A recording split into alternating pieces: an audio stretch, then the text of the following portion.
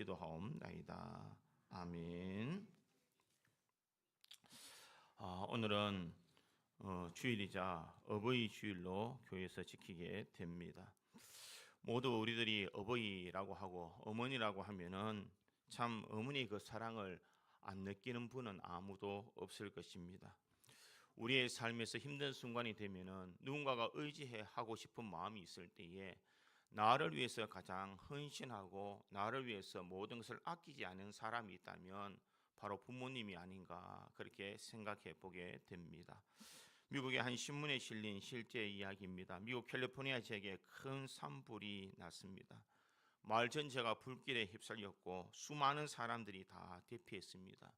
불길이 다 지나고 난 뒤에 구조대가 잿더미가 된 집들을 수색하던 중에 한 어머니의 시신을 발견하게 됩니다. 그런데 이 어머니의 모습이 조금 이상합니다. 그 어머니의 무릎을 꿇은 채 몸을 웅크리고 있었는데 구조대가 가까이 가보니 그녀의 몸 아래에는 아직 살아있는 어린 아이가 있더라라는 것입니다.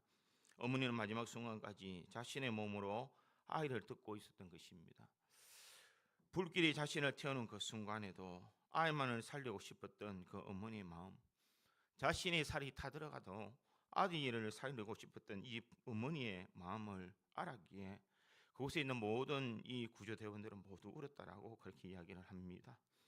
어머니는 자신이 타들어가도 자식을 살리려고 하는 것이 어머니요, 자신이 아파도 자녀를 위해 웃는 것이 어머니요, 자신이 굶어도 자녀 입에 먼저 밥을 넣어주는 것이 어머니다라는 것을 생각해 보게 됩니다. 세상 사람들은 이렇게 말합니다. 하나님은 모든 곳에 계실 수 없어서 어머니를 보내셨다, 이렇게 이야기를 합니다. 하나님은 참된 보호자이시고 안 계신 곳이 없지만 그만큼 어머니의 사랑 속에서 하나님의 마음이 담겨 있다라는 것을 말하고 있습니다. 오늘 본문에도 바로 그런 한 어머니가 등장하고 있습니다. 그녀는 이름이 기록되어 있지 않고 그냥 수넴 여인이다라고 그렇게 칭하고 있습니다.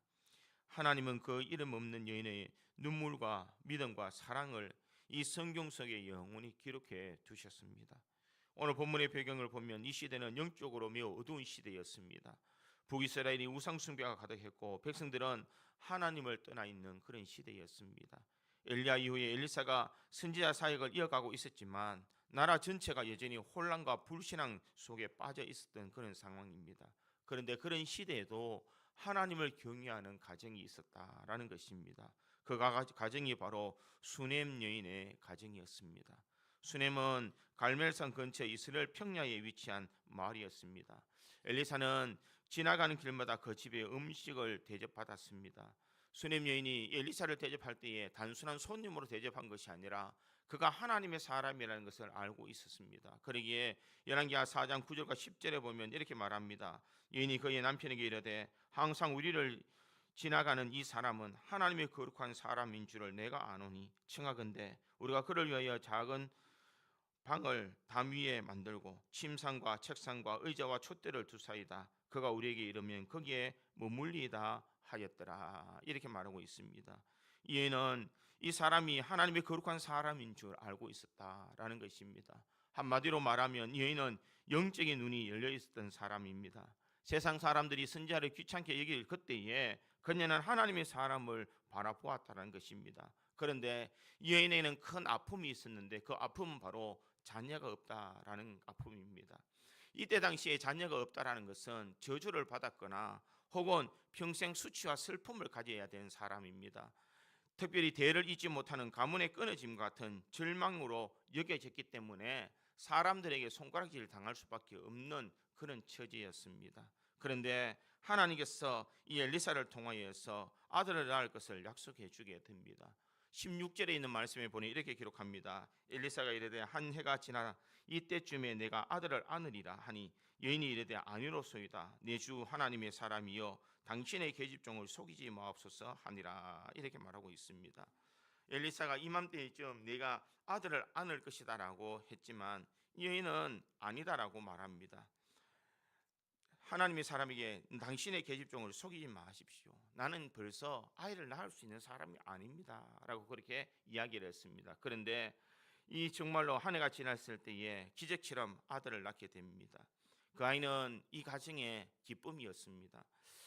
이 아이는 어머니의 기도의 응답이었고 눈물 끝에 받은 하나님의 선물이었다라는 것입니다. 그런데 이런 너무나 귀한 아들이었음에도 그 가정에 이 아들 때문에 비극이 찾아오게 됩니다. 이 아이가 아버지의 밭을 갔다가 갑자기 머리를 부여잡고 외칩니다. 내 머리야, 내 머리야. 그리고 결국 어머니의 품에서 이 아이는 죽고 맙니다. 여러분 한번 상상을 해보시기 바랍니다. 얼마나 귀한 아들입니까? 내 생명을 대신할 수밖에 없는 그런 너무나 귀한 아들이 지금 내 품에서 죽었습니다. 얼마나 기가 막힌 일입니까? 자신의 인생이 다 무너질 수밖에 없는 그런 절망의 순간이더라라는 것입니다. 그런데 오늘 본문에는 놀랍게도 이 어머니가 포기하지 않았다라는 것입니다. 아이는 죽었습니다. 상황은 끝난 것 같습니다. 그러나 어머니의 사랑은 끝나지 않더라라는 것입니다. 이것이 바로 수냄 여인을 통해서 포기하지 않는 사랑이 어떤 사랑인지를 우리에게 말씀하고 있습니다. 그래서 저는 오늘 본문의 말씀을 통해서 포기하지 않는 사랑, 이 포기하지 않는 사랑이 어떤 사랑인지를 이 말씀을 통해서 살펴보므로 이 수냄 여인 같은 그 사랑을 우리에게 주신 그 하나님의 은혜와 그 사랑을 다시 한번 더 기억할 수 있는 우리 믿음의 성도들이 되기를 간절히 소망합니다. 첫째로 포기하지 않는 어머니의 사랑은 슬픔의 현장에도 믿음의 선포를 잃지 않는 사랑입니다. 오늘 수냄 여인의 위대한 신앙의 고백은 무엇입니까? 아들이 죽었습니다. 차갑게 식어져 있습니다. 오늘 보면 23절에 보니 이렇게 기록하고 있습니다. 23절에 있는 말씀에 그 남편이 이르되 초하루도 아니요 안식일도 아니거늘 그대가 오늘 어찌하여 그에게 나아가고자 하느냐 하는지라. 여인이 이르되 평안을 비나이다 하니라. 이렇게 말하고 있습니다. 왜 선지자에게 가려느냐라고 이야기를 할 때에 여인은 자신에 대한 그 아픔을 이야기하지 않습니다. 남편에게조차도 이야기하지 않는 여인입니다. 그는 평안입니다. 샬롬입니다. 이렇게 이야기하더라는 것입니다. 이 샬롬이라는 것은 무엇이냐? 이 평화로운 상태를 넘어서 하나님이 다스리시는 온전한 질서 속에 내가 참된 평안을 누립니다라는 의미가 있다라는 것입니다.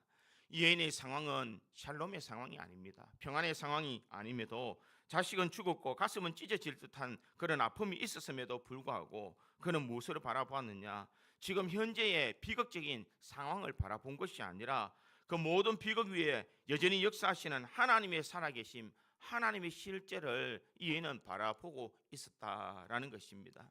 현실을 회피하고 싶은 여인의 마음이 아니라 그는 하나님을 믿는 사람으로서 지금의 이 상황에 하나님의 기적을 베풀어 주실 것을 그는 굳게 믿고 있었다라는 것입니다. 성경 주석가에 있던 메투엘리는 이 본문을 향하여서 이렇게 말합니다. 그녀의 입술은 죽음을 말하기를 거부했다. 왜냐하면 그녀의 영혼이 생명의 원천에 다 있었기 때문이다. 이렇게 말하고 있습니다. 포기하지 않는 어머니의 사랑은 이처럼 하나님의 주권을 바라보면서 포기하지 않는 그런 마음을 가졌더라라는 것입니다. 이 여인은 분명 아들이 죽는, 자신의 품에서 죽는 이 여인의 아들을 바라보았습니다. 얼마나 큰 절망이었겠습니까? 그런데 죽었던 아이지만 포기하지 않는 그 사랑, 그것이 부모의 마음이더라라는 것입니다. 우리 하나님도 마찬가지인 줄 믿습니다. 우리 하나님도 우리 같은 못난 인생, 참 영혼이 죽었던 우리의 인생을 얼마나 사랑하셨느냐라는 것입니다. 포기하고 싶지 않아서 독생자 예수님을 보내주셨고 그 예수님을 십자가에 죽기까지 우리를 사랑해 주셨던 그 하나님의 사랑을 우리는 이 본문을 통하여서 한번 생각해 보게 됩니다. 우리의 삶에도 슬픔이 없다면 그것이 사람이 아닐 수도 있습니다. 우리에게는 슬픔이 있고 아픔이 있고 절망이 있고 괴로움이 분명히 있습니다. 대부분 많은 사람들은 이런 절망의 순간에 부정적인 말을 합니다. 이제 다 끝났다. 하나님이 나를 버리셨는 것 같다. 내가 무슨 죄를 지어서 이런 일이 나에게 생겼을까? 사람들의 입에는 이런 부정적인 말을 할 때가 참 많습니다. 하지만 오늘 본문의 이 수냄 여인은 그렇게 말하지 않더라는 것입니다. 자신의 감정은 지금 속이 타들어가고 있는데 자신의 입술은 하나님의 은혜 속에 살아간다는 의미로 샬롬이다, 평안하다라고 이야기하고 있더라는 것입니다. 상황이 좋지 않지만 이 상황을 바라본 것이 아니라 그는 하나님께서 다시 우리에게 평안을 주실 것을 그 여인은 바라보았다라는 것입니다. 그 고백이 하나님의 기적이 임할 수 있는 영적인 통로가 되었다라는 것입니다. 다 포기해도, 다 절망이 있어도 이 여인은 포기하지 않았다라는 것입니다. 하나님을 굳건히 붙잡았습니다. 내 아이는 죽었지만, 내 아이는 지금 살아날 수 없는 것처럼 보이지만 하나님께서 다시 이렇게 세워주시면 내 아이는 분명히 일어날 수 있다라는 이 믿음이 자신의 입에 입술의 고백으로서 평안하다라고 말하고 있더라는 것입니다.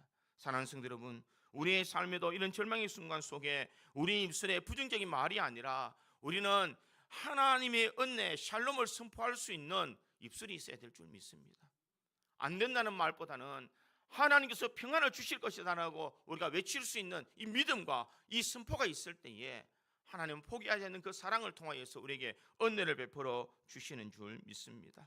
우리의 삶이 죽은 것 같은 문제가 있을지라도, 수많은 어려움과 절망의 순간 속에 있더라도 하나님 안에서 평안할 것입니다라고 선포할 수 있는 입술이 될 때에 그 입술이 사탄의 권세를 능히 이겨나갈 수가 있는 줄 믿습니다. 그런 의미에서 우리 옆에 있는 분들에게 이렇게 한번 인사하기를 원합니다. 하나님 안에서 평안할 것입니다. 하나님 안에서 평안할 것입니다. 우리는 하나님 안에서 평안할 줄 믿습니다. 절망의 순간이지만 하나님은 우리를 포기하지 아니하시기에 우리는 평안할 수가 있는 줄 믿습니다. 미국 역사상 가장 존경받았던 대통령 에브라함 링컨 대통령 뒤에는 바로 그의 어머니 낸시 행커스라는 이 어머니가 있었습니다. 링컨이 9살 되던 때에 어머니 낸시가 전염병에 걸려서 죽음의 문턱에 서게 되었습니다. 비참한 가난한 상황, 어린아이들을 두고 떠나야 하는 그 절망적인 상황에 놓인 이 낸시는 마지막 순간에 아이들을 불러놓고 성경책을 건네면서 이렇게 말을 했습니다. 에브라함, 이 성경은 내 어머니가 너에게 주는 마지막 유산이다. 내가 이 말씀을 붙들며 하나님이 너를 지켜주실 것이다. 걱정하지 마라. 모든 것이 잘 될 것이다. 그러면서 그는 이 성경을 주었습니다. 그녀는 죽음이라는 슬픔의 현장에서 나는 망했다, 나는 죽는다라고 말하지 아니했습니다. 하나님이 너와 함께 하시니 너는 평안할 것이다. 이것이 바로 믿음의 선포인 줄 믿습니다. 이 선포가 훗날 링컨을 수많은 낙선과 파산, 그리고 남북전쟁에 참혹한 비극 속에서도 다시 일어날 수 있게 하는 영적인 에너지가 되었다라고 그렇게 말하고 있습니다. 어머니의 선포 한마디가 하나의 운명을 바꾸어서 나라를 구하는 역사가 일어나더라는 것입니다. 오늘 수넴 여인이 외친 이 샬롬, 이것이 바로 낸시 여사가 아들에게 주었던 그 평안의 유산과 같은 것이다 라는 것을 알 수가 있습니다. 우리의 삶에도 수많은 사람들이 이런 절망의 순간 속에 믿음을 선포하며 살아가는 사람들이 그리 많지 않다는 것에 우리의 슬픔이 있습니다. 많은 사람은 고통의 순간 속에 안 될 것 같습니다, 안 됩니다, 다시 일어설 수 없을 것 같습니다 라는 말은 수도 없이 뱉지만 하나님이 다시 평안으로 우리를 일으켜 주실 것입니다 라고 외치는 사람들은 그렇게 많지 않더라는 것입니다. 그러기에 우리는 이 수넴 여인의 모습을 통하여서 우리 또한 이런 입술을 가질 수 있도록 우리는 노력해야 될 줄 믿습니다. 그러기에 우리 입술에는 침묵의 필터를 사용해야 됩니다. 여인은 아이가 죽었을 때 동네 사람들에게 알리지 않았습니다. 슬픔을 통하여서 애통하거나 떠벌리지 않고 불신앙으로 소문을 확산시키지 아니했다라는 것입니다. 기적이 생기기 이전이지만 그는 사람의 위로보다는 하나님의 그 침묵을 바라보았다는 것입니다. 부정적인 말을 내뱉고 싶을 때에 입술을 깨물고 그것을 포기하지 않는 그 사랑으로 한 걸음 나아갔다라는 것입니다. 우리들의 인생도 마찬가지입니다. 포기하고 싶은 그런 순간 속에 네 입술에 부정적인 말을 할 때에 우리의 입술을 깨물 수 있는 지혜가 있어야 될 줄 믿습니다. 내 입에서 안 된다는 말을 할 것이 아니라 하나님이 하시면 나에게는 평안이 올 것이다라고 선포할 수 있는 입술이 있어야 되는 줄 믿습니다. 절망의 순간에도 하나님은 분명 나를 포기하지 아니하신다는 것을 기억하며 우리의 입술에 샬롬이라는 언어를 연습할 수 있기를 간절히 소망합니다. 사람들은 가정에서 자녀가 속을 썩일 때에 내 때문에 내가 못 살겠다, 아우 저 아이가 누구 닮아서 저렇게 되었느냐, 이렇게 말을 할 것이 아니라 하나님은 너를 반드시 변화시켜 주시기 때문에 너는 평안이다, 이렇게 외칠 수 있는 부모가 되어야 될 줄 믿습니다. 경제적인 어려움이 있을 때에 우리는 이제 망했다라는 말 대신에 공중에서도 먹이시는 하나님께서 우리에게 평안으로 도와주실 것이다, 이런 믿음의 선포가 우리 인생을 바뀔 수 있도록 만들어 주시는 줄 믿습니다. 이것은 사람들이 말하는 자기 최면이 아닙니다. 이것은 하나님이 드리는 나의 입술의 고백이요, 하나님이 기뻐하시는 신뢰의 제사다라는 것입니다. 그러기에 나는 믿습니다, 하나님께서 나를 회복시켜 주실 것을 믿습니다라는 마음으로 우리가 선포할 수 있는 아름다운 고백이 있어야 될 줄 믿습니다. 그러기에 우리는 골방에 들어가서 하나님 앞에 기도해야 됩니다. 얘는 죽은 아이를 침상에 두고 문을 닫았습니다. 세상의 비판과 현실의 냉혹함으로부터 기도의 공간을 보호하려고 그는 매일 아침 골방에 들어가서 문을 닫고 선포했던 이 여인이었습니다. 그러기에 우리들 또한 우리가 골방에 나가서 새벽에 제단을 쌓을 수 있기를 간절히 소망합니다. 오늘 나의 일터에서 평안할지어다, 내 자녀의 영혼이 평안할지어다, 하나님이 다스리시기 때문에 우리의 가정은 평안할지어다라고 외치며 선포할 수 있는 우리 믿음의 성도들이 되어야 될 줄 믿습니다. 그럴 때 하나님은 우리 인생의 문제를 바꾸어 주실 줄 믿습니다. 그러기에 우리 믿음의 성도들이 우리의 삶에서 포기하지 않는 이 신앙, 이 포기하지 않는 사랑을 가지고 있을 때에 하나님께서는 우리를 놓지 않으신다는 것을 기억하고 우리 또한 포기하지 않는 신앙을 가지고 하나님 앞에 메어 달릴 수 있기를 간절히 소망합니다. 수많은 삶 속에서 대부분 많은 사람은 누구에 대한 걱정이 가장 많을까? 자녀에 대한 걱정이 참 많습니다. 자녀가 내 품에 있을 때도 걱정이요, 앞으로 이 아이가 어떻게 공부해야 되고 어떻게 나가야 될까 늘 걱정하는 것이 부모의 마음입니다.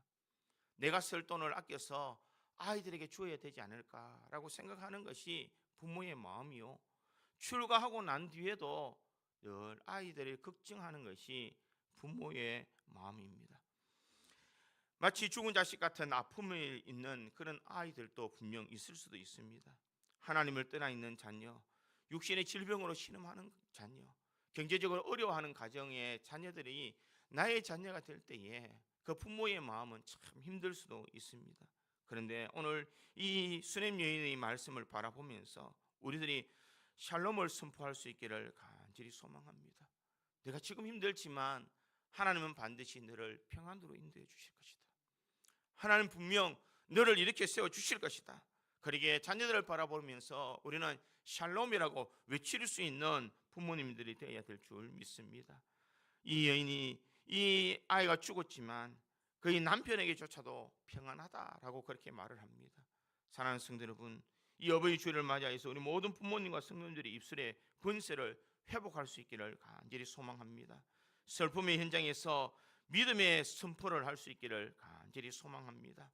우리의 가정 위에, 자녀 위에, 우리의 삶 위에 하나님의 샬롬을 선포할 때에 이 죽음의 냄새가 진동하는 이 세상 속에서 생명의 향기가 다시 일어날 수 있도록 하나님께서는 역사해 주시는 줄 믿습니다. 그러기에 샬롬, 우리는 주 안에서 모든 것이 평안할 것입니다라고 외칠 수 있는 우리 믿음의 성도들이 되기를 간절히 소망합니다. 이 어버이 주일날 우리 부모로서 우리가 자녀들에게 해줘야 될 것이 무엇인가? 그것은 평안하다라고 말해줄 수 있는 것. 자녀들이 힘들어할 때에 내가 기도하고 있으니 너는 평안할 것이다라고 외칠 수 있는 부모의 입술이 되어야 될 줄 믿습니다. 그럴 때 주님의 놀라운 은혜가 우리에게 주어지는 줄 믿습니다.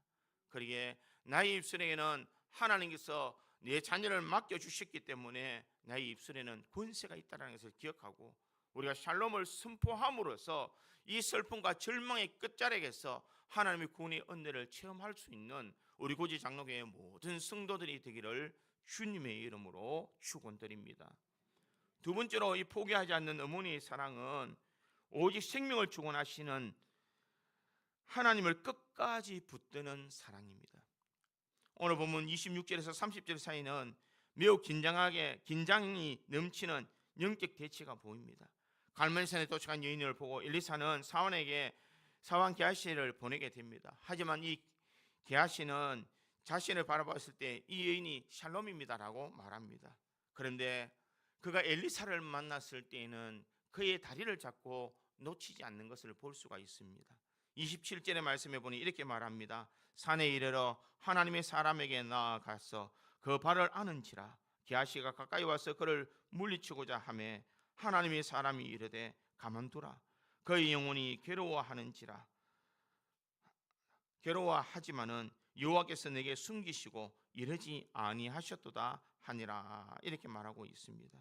지금 이 엘리사는 이 여인의 심각한 상태를 알고 있습니다.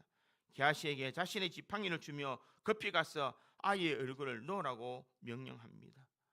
이 명령을 통하여서 선지자의 권위와 이 하나님의 능력의 상징인 이 지팡이를 들고 이 게하시에 가서 아이의 머리에 이 지팡이를 올려놓게 됩니다. 이 여인이 바라보았던 것은 무엇이냐? 저 지팡이가 중요한 것이 아니더라는 것입니다. 그 지팡이가 중요한 것이 아니라 하나님의 직접적인 능력이 있는 당신이 가서 우리 아이를 일으켜 주어야 될 것입니다. 하나님의 그 능력이 임하는 그곳에서 당신이 오직 생명의 주관 되신 그 주님이 다스리는 당신이 와서 우리 아이를 살려줘야 할 것입니다라고 그는 외치고 있습니다. 오늘 보면 30절에 보니 이렇게 말합니다. 아이의 어머니가 이르되 여호와께서 살아계심과 당신의 영혼이 살아계심을 두고 맹세하노니 내가 당신을 떠나지 아니하리다. 엘리사가 이에 일어나 여인을 따라가니라. 이렇게 말하고 있습니다.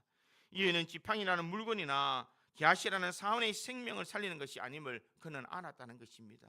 그는 하나님의 능력이 임하는 그 실제적인 통로, 하나님과 대면하고 있는 선지자의 이 엘리사라는 선지자를 직접 움직이지 않고서는 아들이 살아갈 수 없다는 것을 이 여인은 알았다는 것입니다. 그러기에 이 아이는 응답의 순환에 만족하지 않고 응답의 원천이신 하나님 앞에 끝까지 붙들고 있는 이 어머니의 간절한 마음을 알 수가 있습니다.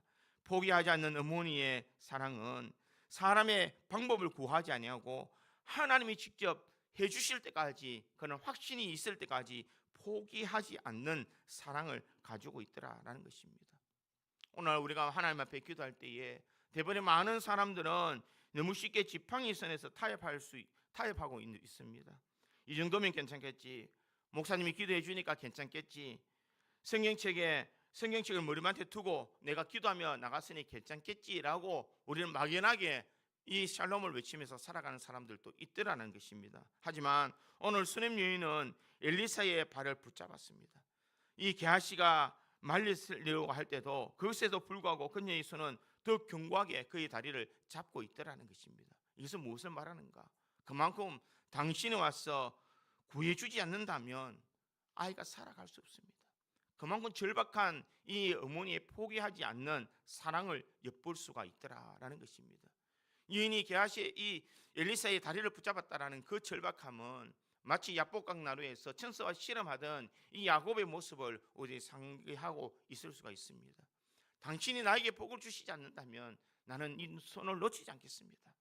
해가 밝으려니 나를 놓아 올라가게 하려 할 때에 야곱은 천사와 씨름하면서 끝까지 놓치지 않는 그 간절함, 당신이 복을 주지 않는다면 나는 놓지 않겠습니다. 바로 이 여인의 간절함이 바로 이 야복강 나루의 야곱의 간절함과 비슷하다는 것입니다. 당신이 직접 가서 내 아들을 이렇게 세워주지 않는다면 나는 포기하지 않겠습니다. 당신이 내 아들을 이렇게 줄 때까지 나는 끝까지 붙들겠습니다라는 그 여인의 강청함이 이 마음 속에는 있었다는 것입니다. 많은 사람은 기도하니 되겠지, 기도하니 마치 응답될 것처럼 느껴질 때에 사람들은 포기해버릴 때가 참 많습니다. 그러나 하나님께서는 우리들에게 어디까지 미어달리고 어디까지 포기하지 않기를 원하시느냐? 아이가 일어날 때까지, 내 문제가 해결될 때까지, 하나님께서 직접 이곳에 오셔서 나의 모든 것을 이끌어 주실 때까지 포기하지 않는 그런 마음, 그런 믿음을 가지기를 원하고 계시는 줄 믿습니다.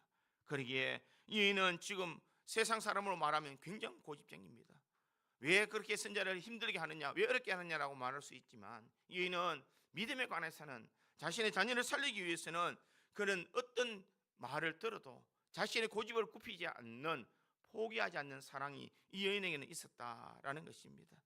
지팡이를 먼저 보내기도 했지만 지팡이가 필요 없다는 것입니다. 당신이 직접 와서 이렇게 세워주어야만 나는 믿겠다라는 이 포기할 수 없는 그런 사랑이 있더라는 것입니다.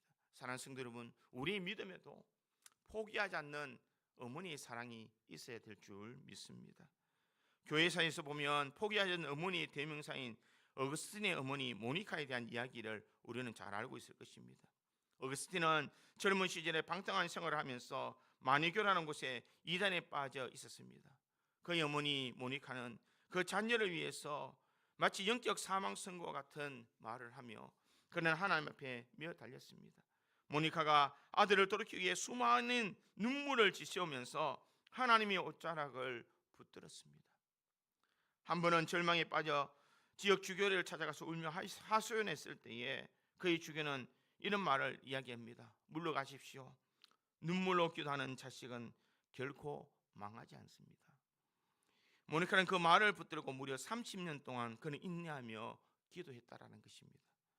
아들을 위해 단순히 좋은 환경이나 유능한 스승을 만나기를 원하지 아니했고 하나님께서 이 아들을 바꿔줄 것을 그는 구했다라는 것입니다. 오늘 수냄 여인도 마찬가지인 줄 믿습니다.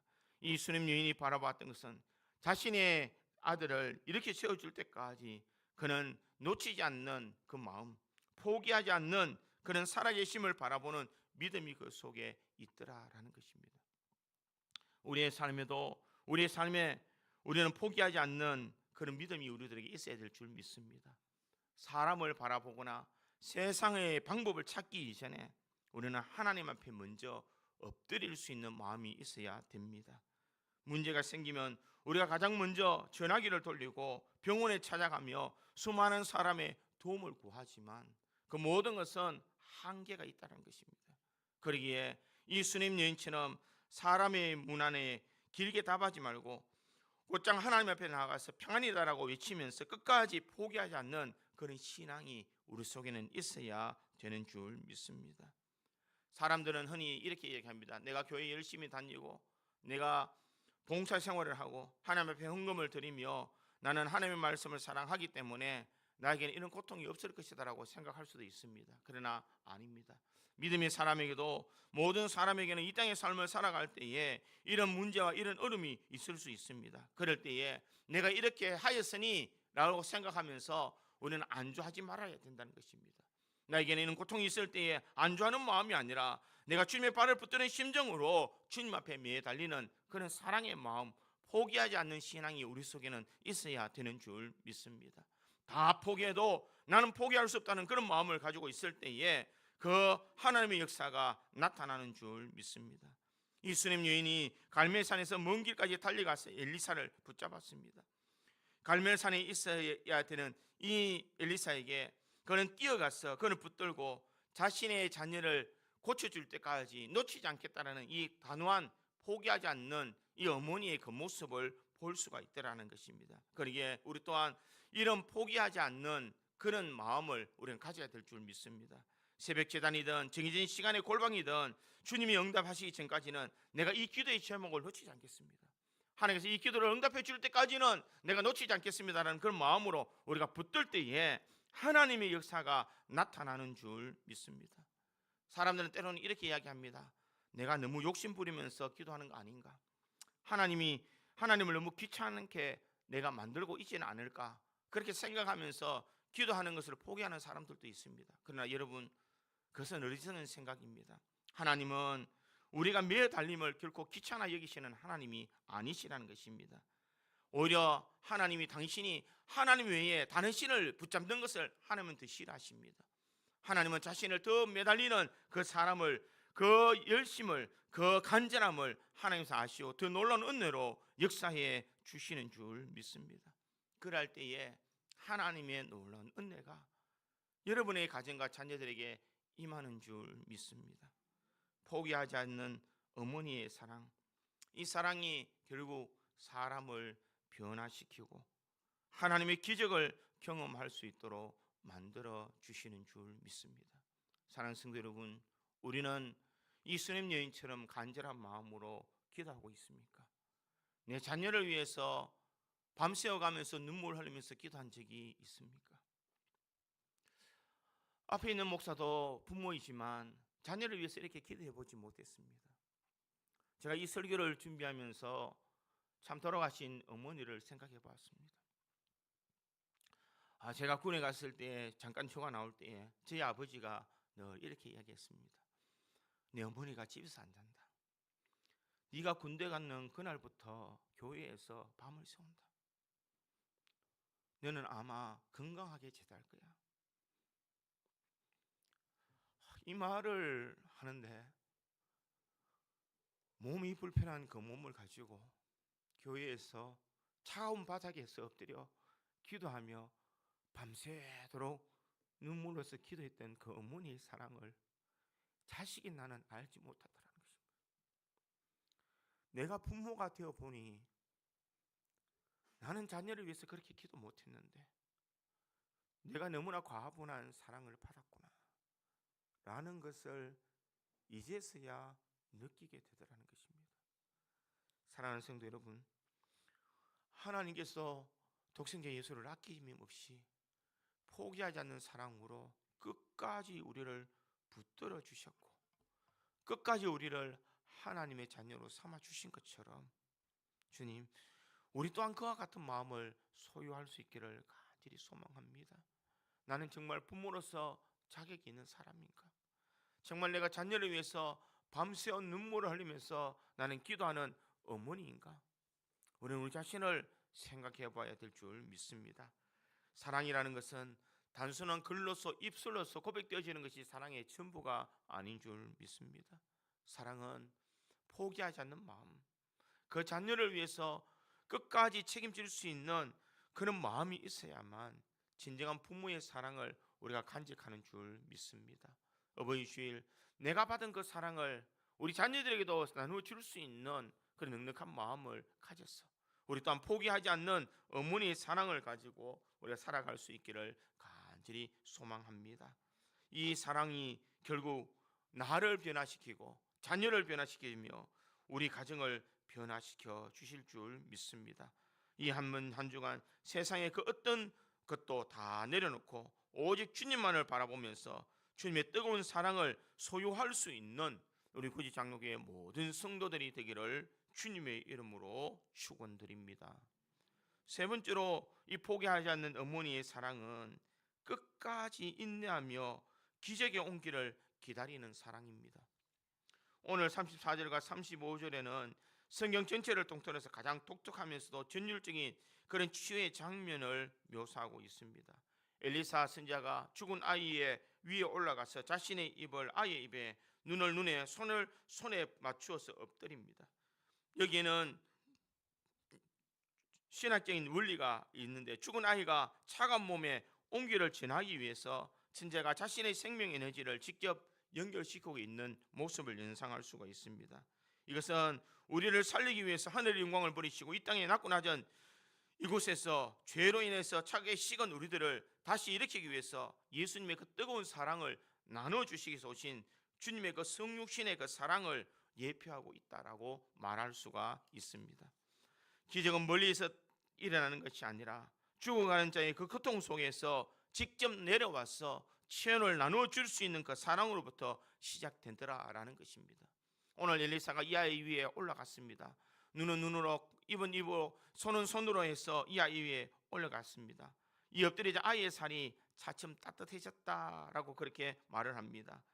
이 적극적인 따뜻함으로 일어난 것이 아니더라는 것입니다. 분명 엘리사가 이런 행동을 했을 때에 이 엘리사의 이 행동을 통해서 아이가 점차 따뜻하게 되더라라는 것입니다. 왜 바로 일어나지 않을까? 하나님의 기적은 한꺼번에 일어나는 것이 아닐 수도 있다라는 것입니다. 우리가 기도를 할 때 포기하지 말아야 되는 이유가 바로 여기 있는 줄 믿습니다. 대부분 많은 사람은 기도 응답의 문턱까지 가서 포기해버릴 때가 있다라는 것입니다. 우리는 이때가 사탄이 우리에게 유혹하는 때라는 것을 우리는 놓치지 말아야 됩니다. 그 봐라, 기도해봤자니 안 되잖아. 그 봐라, 네가 노력한 것도 아니잖아. 노력 안 해본 것도 아니잖아. 네가 최선을 다했잖아. 그렇게 되었는데도 되지 않잖아. 우리 마음속에 이런 마음이 일어날 때에 하나님은 내 기도를 들어주시지 않는가? 하나님 과연 살아계신 하나님인가 생각하면서 우리는 기도를 포기해 버릴 때가 많다라는 것입니다. 기도에는 임계점이라는 것이 있습니다. 하나님이 기도의 분량이 차기까지 하나님의 역사는 나타나지 않는 줄 믿습니다. 그러기에 이 여인이 그렇게 간절하게 했지만 엘리사가 이 아이를 통해서 살리기 위해서 그가 한 번으로 그 아이를 살려 올린 것이 아니더라는 것입니다. 그의 몸에 엎드리니 아이의 살이 차차 따뜻하더라. 그러고 나서 이 35절에 보니 엘리사가 내려가서 집안에서 한 번 이리저리로 다니고 다시 아이 위에 올라 엎드리니 아이가 7번 재채기하고 눈을 뜨는지라. 언제까지 기도해야 되는가? 아이가 눈을 떠서 재채기를 7번 할 때까지 기도를 놓치지 말아야 된다는 것입니다. 엘리사는 이 방에 들어가서 아이를 살리려고 합니다. 그러면 어머니는 무엇을 했겠습니까? 분명 밖에서 간절하게 기도했을 것입니다. 내 아이를 살려달라고, 하나님만이 내 아이를 살려줄 수 있는 유일한 길이라고. 아마 어머니는 이 밖에서 엘리사가 이 자신의 아이를 살리는 그 과정을 뒤에서 묵묵히 많이 기도했을 것입니다. 얘는 당장 뛰어가고 싶지만 그는 참고 인내하면서 그는 기도했다라는 것입니다. 사랑하는 성도 여러분, 우리들이 해야 되는 일이 있다면 포기하지 않는 기도와 포기하지 않는 사랑을 가지고 끊임없이 주님 앞에 메어 달려야 될 줄 믿습니다. 인내의 사랑을 감동적으로 실천했던 사람으로 검은 가젤 윌마 루돌프라는 사람의 이야기가 있습니다. 그는 어린 시절에 소아마비에 걸려서 왼쪽 다리가 뒤틀려고 의사로부터 다시는 걷지 못합니다 라는 그런 사형 선고와 같은 이 진단을 받게 됩니다. 하지만 그녀의 어머니는 포기하지 아니했습니다. 소아마비에 걸려 왼쪽 다리가 뒤틀려 있는 이 아이의 다리를 붙잡고 밤낮으로 아이의 다리를 마사지했습니다. 며칠 몇 달 아니라 수년 동안 계속해서 어머니는 기도하는 마음으로 이 윌마 루돌프의 다리를 붙잡고 이렇게 이야기를 합니다. 하나님이 너를 걷게 하실 거야. 하나님은 멈추지 아니하실 거란다. 윌마가 보조기를 얻어 처음으로 이 발을 내딛었을 때에, 그리고 훗날 1960년에 로마 올림픽에서 육상 상관왕에 올랐을 때에 윌마는 그 금메달을 가지고 어머니를 생각했습니다. 이 메달은 내 다리에 온기를 불어넣어 준 어머니의 손길입니다. 그는 이렇게 고백했다는 것입니다. 윌마의 어머니가 1년쯤 마사지하다가 변화가 없네, 안 되네 라고 포기했다면 아마 이 윌마 루돌프라는 이 사람은 나타나지도 않았을 것입니다. 그러나 어머니의 그 사랑이 포기하지 않았기에 이 아이의 다리 소아마비에 걸려서 다 걸을 수 없다라고, 다시는 걸을 수 없다라는 이 사형선 같은 그런 말을 들었음에도 이 아이의 다리를 붙들고 수십 년 동안 이 아이의 다리를 어루만지면서 하나님 앞에 기도하며 따뜻한 온기를 불어넣어 주었던 그 어머니의 따뜻함이 있었기 때문에 윌마는 올림픽에 나가서 이 달리기 3관왕에 오를 정도로 많은 사람의 뇌리에 남을 수 있는 그 기적을 일으켰다라는 것입니다. 사랑하는 성도 여러분, 오늘 이 수냄 여인이 마찬가지인 줄 믿습니다. 자신이 기도하고 끝까지 포기하지 않을 때에 기적의 온기가 역사되어지는 줄 믿습니다. 그러기에 우리 또한 이러한 사역의 놀라운 역사들이 나타날 수 있도록 우리는 변화가 일어나지 않더라도 포기하지 않는 기도가 있어야 될 줄 믿습니다. 당장 변하지 않더라도 살이 차츰 따뜻해지면서 아이가 점점 나아지는 것처럼 포기하지 않을 때 하나님께서는 반드시 역사해 주시는 줄 믿습니다. 우리가 언제까지 포기하지 말아야 되는가? 이 수냄 여인은 아이가 재채기 할 때까지 자신의 기도를, 자신의 사랑을 포기하지 아니한 것처럼 우리 또한 그와 같은 사랑을 가지고 우리가 살아가야 될 줄 믿습니다. 이 일들을 통하여서 하나님의 역사가 우리 속에 나타나는 줄 믿습니다. 사랑하는 성도 여러분, 사람들은 기도가 길어지면 하나님이 내 기도를 들어주지 않을 것이다 생각하며 포기할 때가 참 많습니다. 그러나 우리가 기도하고 포기하지 않는다면 하나님께서 우리를 잊어버리신 것이 아니라 하나님은 기도의 분량이 찰 때까지 기다리셨다가 우리에게 가장 합당한 은혜로 역사해 주시는 줄 믿습니다.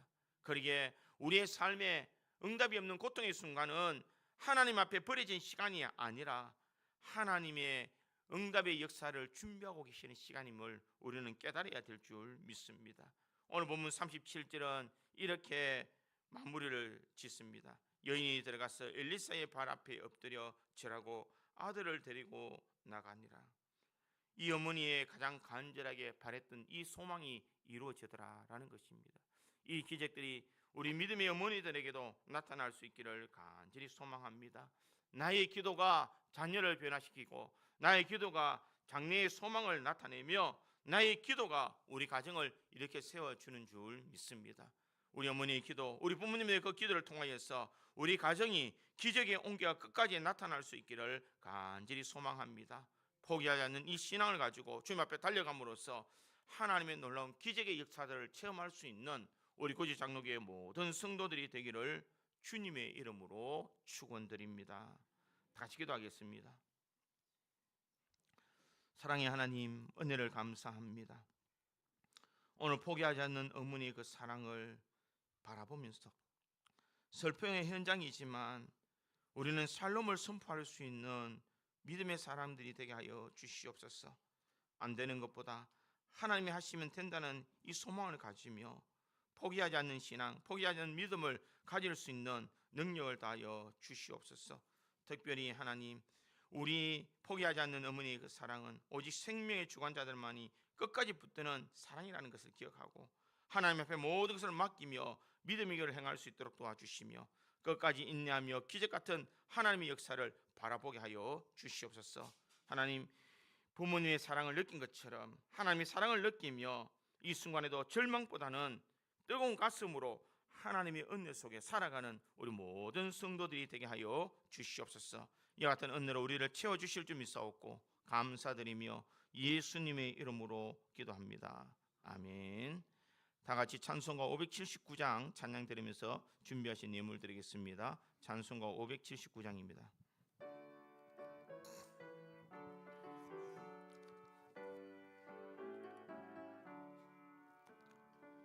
어머니의 넓은 사랑 귀하고도 귀하다.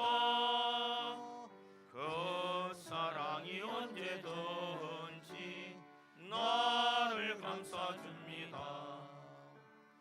내가 올 때 어머니는 주께 기도드리고 내가 기뻐 웃을 때에 찬송 부르십니다. 아침 저녁 읽으시던 어머니의 성경책 손에 많은 구절마다 모습 본 듯합니다. 믿는 자는 누구든지 영생함을 얻으리. 돌려주신 귀한 말씀 이제 힘이 됩니다. 홀로 누워 괴로울 때 헤매다가 지칠 때 부르시던 찬송 소리 귀에 살아옵니다. 반 속에서 샘물 나고 황무지가 꽃피니 예수님과 동행하면 두려울 것 없어라.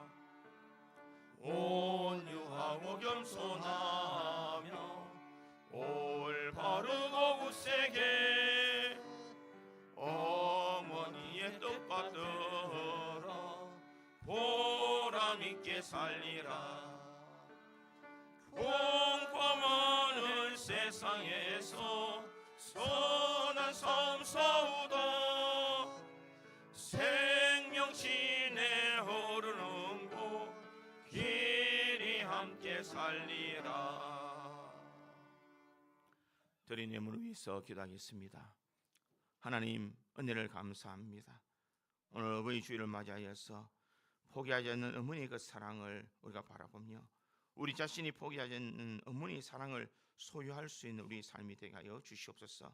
하나님, 주님의 그 놀라운 사랑을 받는 우리 믿음의 성도들이 오늘 주님의 전에 나올 때 빈손 들고 나지 않고 귀한 예물을 준비하여 주님 앞에 올려드립니다. 11조 예물과 감사의 예물과 성경원과 주일헌금과 건축헌금과 성미를 주님 앞에 올려드려오니 주님께서 이 예물을 기뻐 받아 주시고 한없는 은혜와 복으로 역사하여 주시옵소서. 하나님, 주님 앞에 드림으로 더 풍성하게 얻을 수 있는 역설의 진리를 경험하게 하여 주시고 이 땅에 원천의 복이라고 하는 건강의 복과 자녀의 복과 형통의 복과 물질의 복으로 주님께서 다 갚아 주시옵소서. 들어와도 복을 누리며 나가도 복을 누리게 하여 주시고 물된 동산처럼 하나님의 은혜가 날마다 공급되어지는 복을 경험하게 하여 주시옵소서. 이 예물이 쓰이는 곳곳에 하나님의 영광이 드러나게 하여 주시고 하나님의 놀라운 역사들이 나타나게 하여 주시옵소서. 우리 드린 예물을 주님께서 기뻐 받아 주신 줄 믿사옵고 감사드리며 예수님의 이름으로 기도하옵나이다. 아멘. 제가 오늘 설교하러 오기 전에 이런 마음의 결심을 많이 했습니다. 오늘은 올라가서 절대 울지 말아야지. 매번 어버이 주일 때마다 울어서 많은 사람들이 많이 목사님 좀 울리지 마십시오라는 이야기를 많이 들어서 올라오면서 다짐했어요. 오늘 안 울어야지. 이렇게 집중하다 보니까 오늘 광고를 안 하고 그냥 지나왔어요. 그래서 제가 광고를 지금 드리겠습니다. 나들배우에 각기한 원례가 있습니다. 여러분 원래에 참석해 주시기 바랍니다. 오늘 어버이 주일로 지킵니다. 청장년부에서 70세 이상 어르신들에게 조그만 선물을 준비했습니다. 70세 이상입니다. 여러분 참조하시고 나가실 때에 선물을 받아가 주시기를 바라고 유초동부에서 오늘 광고 마친 후에 나와서 여러분들을 위해서 찬양을 준비했다고 합니다. 여러분 찬양을 기쁘게 받으시길 바랍니다. 70세 이상 되시는 분은 15일 금요일 12시에 식사 대접을 하고자 합니다. 교회에서 11시 30분까지 오시면 교회 차량이 준비되어 있으니까 70세 되신 분들은 이때 오셔서 식사를 대접받으시기를 바랍니다. 5월 15일은 스승의 날입니다. 주일학교 아이들을 가르치는 교사들에게 기도와 격려의 말씀을 부탁드립니다. 감사한 일이 생길 때마다 감사를 쌓는 감사제금 운동에 동참해 주시고 다음 주 헌신 예배는 유초동부 헌신 예배로 지킵니다. 강사는 풍기제일교회 심하시는 강승현 목사님이 오십니다. 이를 위해서 기도하시고 준비해 주시기를 바랍니다. 금요일 강단 꽃꽂이는 이정미 권사님 가정에서 해주셨습니다. 감사를 드립니다. 이 시간 우리 아이들이 나와서 찬양으로 여러분들에게 보답하겠습니다.